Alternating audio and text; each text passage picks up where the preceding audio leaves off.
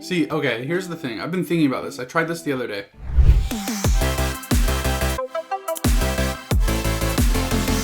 Hey everyone, today we're drinking Texas Whiskies.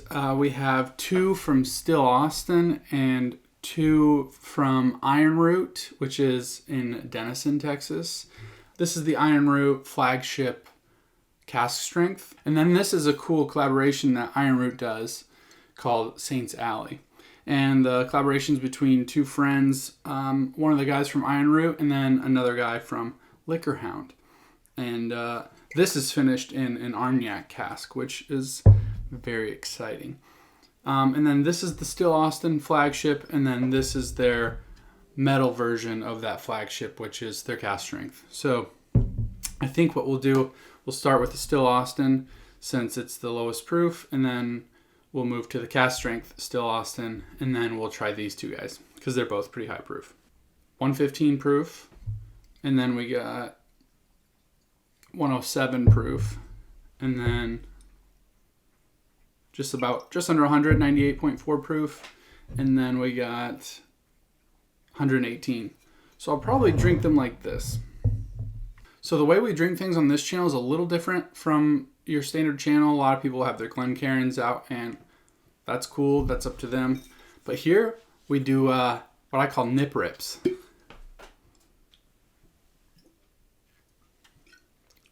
That's a nip rip. Ripping it right from the nip.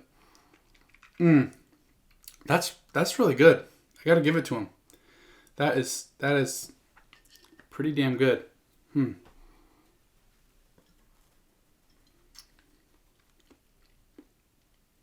So, I mean, Still Austin, 100% Texas grown grain, which is cool. This one's called the Musician.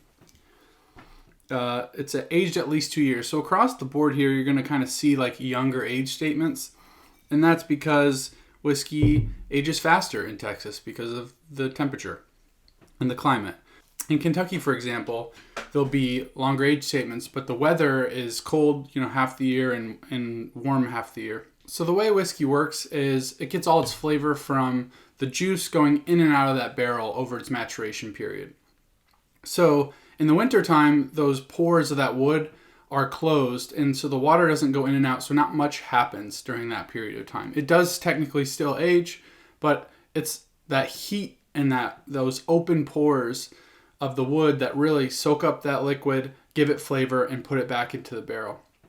And so in Texas, that's happening all the time. So something that might take 4 years in Kentucky to make could take 2 years or less. It's like aging, it's like maturation on a rocket ship. It's also more difficult to sort of harness and capture that moment because you have less room for error. So in Kentucky, you can check it, taste it, check it, taste it, check it, and you might have a longer window for that sweet spot. But in Texas, from my understanding, it's like a speed racer. That's what I've been told. So you're going to see younger age statements across the board. Okay, so Still Austin, really good, really well-rounded, I'd say.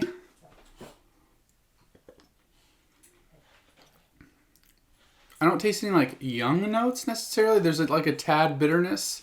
There's a little bit of bitterness that I could see equating to like someone thinking it's young, but it's young in Kentucky terms, not in Texas terms. Like 2 years in Texas is different. It's completely like you have to like change the way you think about it and how your mind perceives age for whiskey.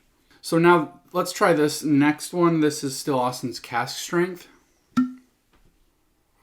Yeah, you can, even on the nose, you can kind of smell that it's like richer, deeper. A little nip rip. Oh yeah, a lot more happening. Wow. Weird. That is a lot more going on there. Wow. Super flavorful. Yeah, that's crazy.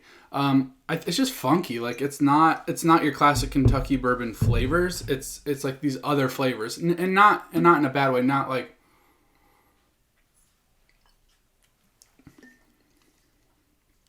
God, that's good.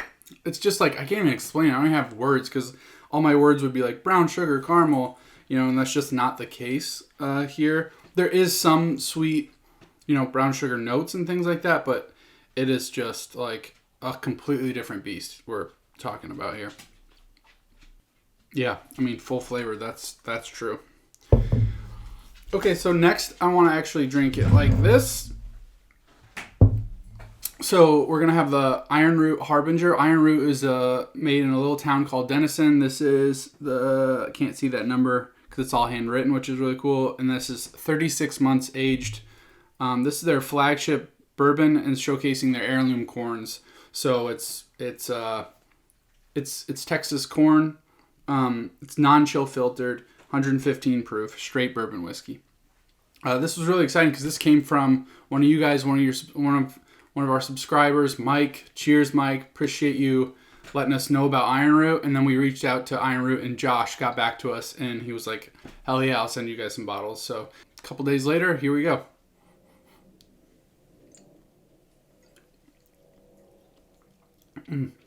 See, okay, here's the thing. I've been thinking about this. I tried this the other day.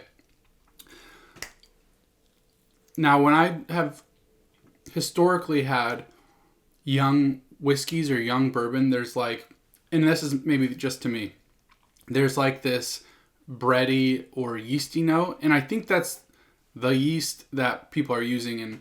And that some people love that, like this like wet bread, for lack of a better term, that people taste.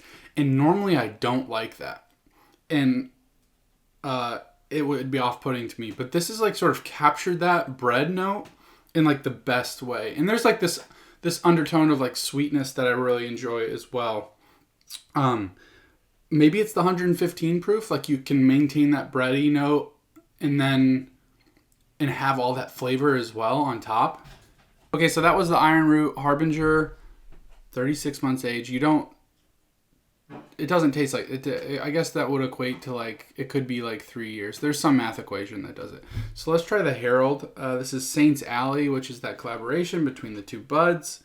And there's no age statement on here that I can find, but this is 1 out of 2,400 bottles. I've been doing the math. That's like 12 barrels. Let's try it. Let's do a nip rip.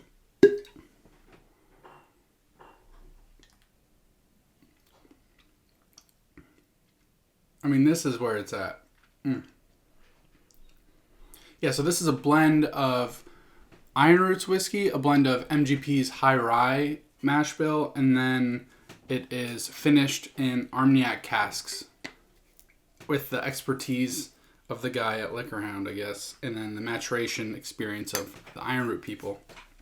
And that's delicious. It's like right up front, on the front of the palate, you get this sweet Armagnac kind of punch, and then like right after, you get this spicy High Rye kick. This is probably my favorite out of all 4 of these bottles, to be honest with you. These two, and not just because of the cask strength thing, because this is also high proof. This is like the roadmap. Like you can see where they're gonna go. This is the destination. This is really solid and interesting. I want to try even more of their whiskeys. Let me just do one more nip rip, just a fair shot. Yeah, it's really good. It's captured that bread note in a successful, interesting way. And then this is just like one of those whiskeys that you gotta go find like right away. It could be the Armagnac cask, and I don't think that's a cheat. I think that's amazing. It's really, really good. This is like you might finish this bottle in one night with a group. Yeah. If we had to pick a winner, they're all winners, but yeah, that's really, really good. All right, that's it. We'll see you next time. Remember to subscribe, you little whiskey freaks.